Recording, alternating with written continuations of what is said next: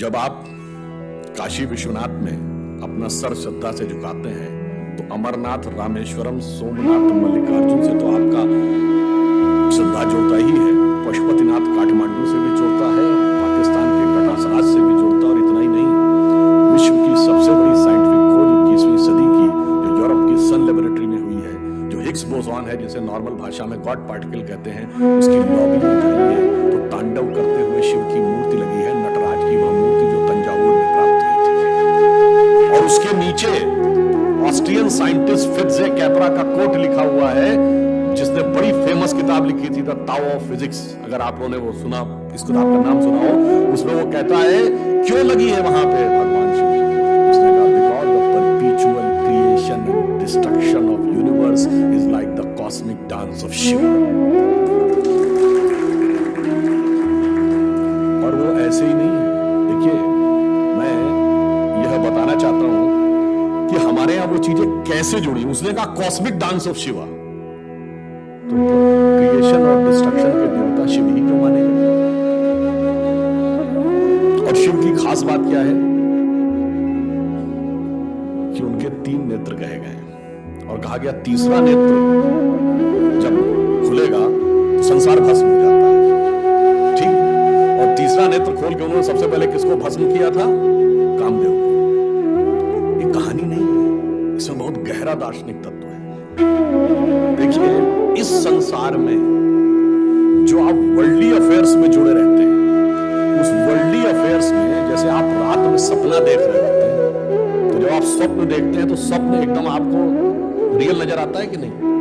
अगर सपने में आपने देख लिया शेर ने आपको पकड़ लिया है, आपकी आंख खुलती तो आप पसीने से लथपथ होते, जबकि आप तो बेड पर पड़े थे। तब आपको समझ में आता है कि ना वहां पे कोई शेर था, ना वहां कोई जंगल था, ना कुछ था, आपकी चेतना भिन्न भिन्न रूपों में थी।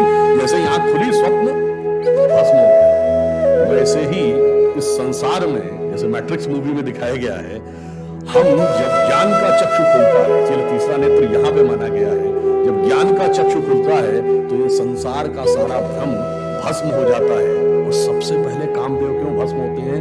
यही संसार या प्रकृति के सृजन का सतत मूल कारण है। तो सबसे पहले जब काम पे विजय प्राप्त होगी, जब वह भस्म होगा, उसके बाद वास्तविक ज्ञान का साक्षात्कार होगा।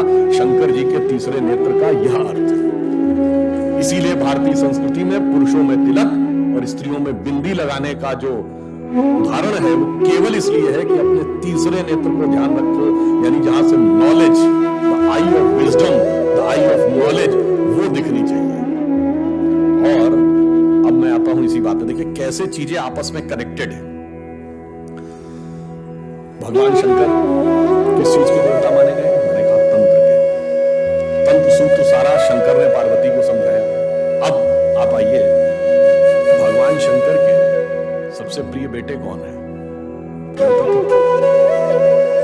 अब आपने कभी सोचा कि भगवान गणपति का जो स्वरूप है, मनुष्य का शरीर है, हाथी का सर है, चूहे की सवारी है, ये संयोजन कुछ विचित्र सा नहीं लगता? और उसके बाद भी आपने जब भी देखा होगा तो गणपति की सूंड सीधी नहीं है, घूमी हुई सूंड है। और एक ही दांत क्यों है?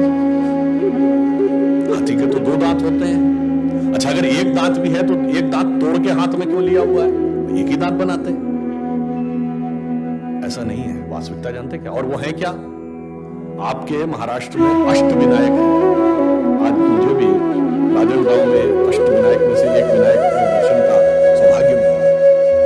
तो 8 ही विनायक क्यों है? 7 या 9 क्यों नहीं? आजकल ऐसी तो तर्क करते हैं ना लेफ्ट लिबरल, और कई बार हमारी युवा पीढ़ी भी उसी में प्रभाव में आ जाती है। उसका कारण जानते हैं क्या है? चाहे भगवान शिव हो या भगवान गणेश हो, उनका पूरा का पूरा जो स्वरूप है वो हमारी चेतना के बहुत गहन स्वरूप का प्रकटीकरण है। और वो कॉन्शियसनेस का एक शिक्षा देता है, एलिवेशन ऑफ कॉन्शियसनेस।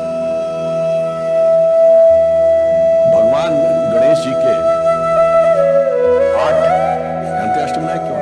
8 सिद्धियों के देवता, अणिमा, महिमा, गरिमा, लघिमा, प्राप्ति, प्रधान, ईश्वर, वशिष्ठ, 8 सिद्धियां हैं, इसलिए अष्टविनायक।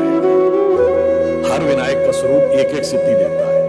और मनुष्य का शरीर और हाथी का सर क्यों है?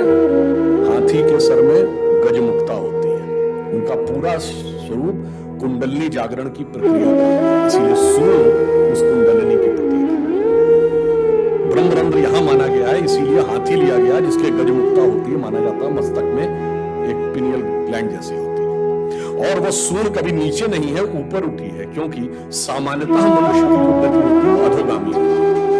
यानी अगर व्यक्ति को अकेला छोड़ दिया जाए, नियम कानून समाज के बंधन ना हो, तो वो पाशविक प्रवृत्तियों की तरफ भागता है, यानी चाहेगा जबरदस्ती सब कब्जा कर ले। यह है अधोगामी प्रवृत्ति। पर जब ऊपर की तरफ आते हैं तो ऊर्ध्वगामी हो जाती है। इसलिए सूर्य उनकी नीचे की तरफ नहीं, कर्म है, यानी उस अवस्था का प्रतीक है जब आप डाउनवर्ड से अपवर्ड की तरफ जा रहे हैं। और चूहे की सवारी क्यों है? चूहा हमेशा जमीन के नीचे होता है, यानी आपको अपनी चेतना के अंदर जाकर बैठना होगा, तब आपको यह शक्तियां क्रमशः प्राप्त होंगी। और जब आप मूलाधार, स्वादिष्ठान, अनाहत और विशुद्धि चक्र यानी 4 चक्र पार करते हैं, 7 में से चौथे चक्र के बाद की यात्रा संसार और ईश्वर दोनों के एक साथ संबंध से नहीं चल सकती। अब एक के साथ संबंध विच्छेद करना पड़ता है, इसीलिए हाथी के 2 दांत हैं, मगर उस स्टेज के आगे की यात्रा एक ही दांत, और वो दांत तोड़ा हुआ है दूसरा, यानी संसार से संबंध विच्छेद। अब आगे द्वैत से नहीं अद्वैत से चलेगा, तब ब्रह्मरंध्र में वह प्राप्त होगा। ये गणपति के इस विराट स्वरूप का दार्शनिक अर्थ है कि क्यों वो 8 की संख्या है, क्यों उन्होंने सूर्ण है, सूर्ण क्यों ऊपर उठी हुई है। यानी वो दर्शाता है कि अगर हमें अपनी चेतना का विस्तार करना है तो हम किस रूप में कर सकते हैं, भगवान ने वह हमें प्रतीक बताया है।